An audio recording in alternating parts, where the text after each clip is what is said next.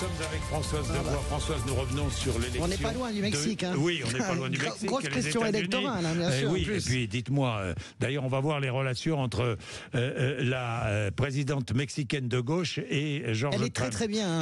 Elle est très bien, cette présidente. Le raz-de-marée Trump, si on ne mesure pas encore les conséquences, ça fait déjà des vagues en France et en Europe. Oui, alors, depuis hier matin, le match a déjà commencé à gauche avec les Insoumis qui ont tiré vraiment à l'arme lourde façon cartel sur le reste de la gauche. Alors je vous la fais courte, depuis hier matin, Kamala Harris égale le PS égale une défaite cinglante. Oui, et j'ai vu Antoine Léaumont. Oui, alors et en sous-titre, seul Mélenchon peut gagner, bien sûr. Oui, et ils y vont évidemment à fond, les Insoumis. Hier, rien ne les arrête. La fausse gauche s'est coupée des classes populaires, la vraie aussi d'ailleurs, ai-je envie de dire.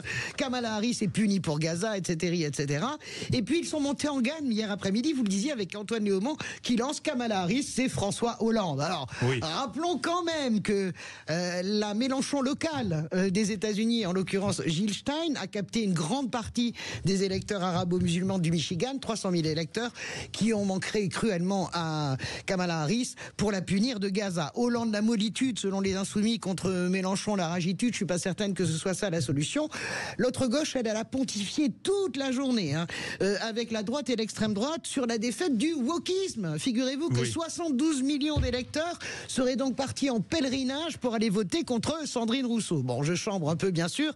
Le wokisme n'a pas grand-chose à voir. On connaît les raisons du vote. En priorité, l'inflation, l'immigration. Le coût de la vie. Et aussi, on le dira pas, mais forcément aussi une forme de racisme par rapport à Kamala Harris, qui est métisse et qui, en plus, est une femme. On le verra dans les enquêtes post-électorales. Sur l'autre côté de l'échiquier, Éric Ciotti et Éric Zemmour, en chœur, se sont félicités. Et puis, il y en a une qui était là où on ne l'a pas attendue. Figurez-vous que Marine Le Pen, on pensait qu'elle allait féliciter Donald Trump. Pas du tout. Non. Elle a dit, il est temps que l'Europe se renforce. Alors, on se pince un peu. Mais elle a raison. Oui, mais elle a probablement raison. Ce qui est très intéressant, c'est de voir le bouger de Marine Le Pen, parce que je vous rappelle qu'en 2017, Marine Le Pen, elle faisait le pied de grue à l'entrée de la Trump Tower pour essayer d'avoir une photo ou un rendez-vous avec Donald Trump pour sa propre campagne présidentielle. L'Europe, tiens, plus d'Europe demande Marine Le Pen, plus d'Europe demande Emmanuel Macron et Olaf Scholz aussi. Bien sûr, tout le monde réagit. Plus d'Europe, justement.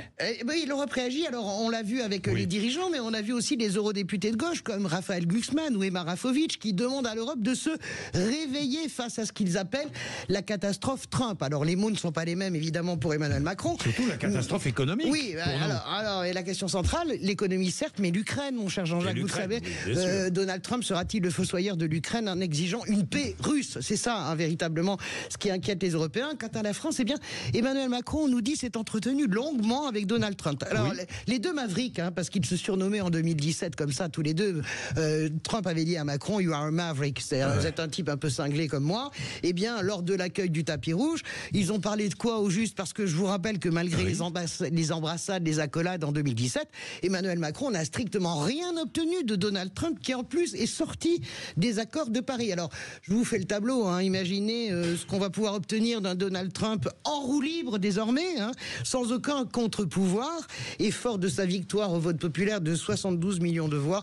Je vais vous dire, nous sommes un peu condamnés à attendre son bon vouloir, mais ça ne nous empêche pas de nous préparer au pire ou au meilleur, on ne sait pas. Bien, merci Françoise, on vous retrouve tout à l'heure évidemment. Merci, vous êtes sur l'antenne de Sud Radio. Je rappelle que Bruno Retailleau, le ministre de l'Intérieur, sera mon invité tout à l'heure de 8h30 à 9h, il est 7h51.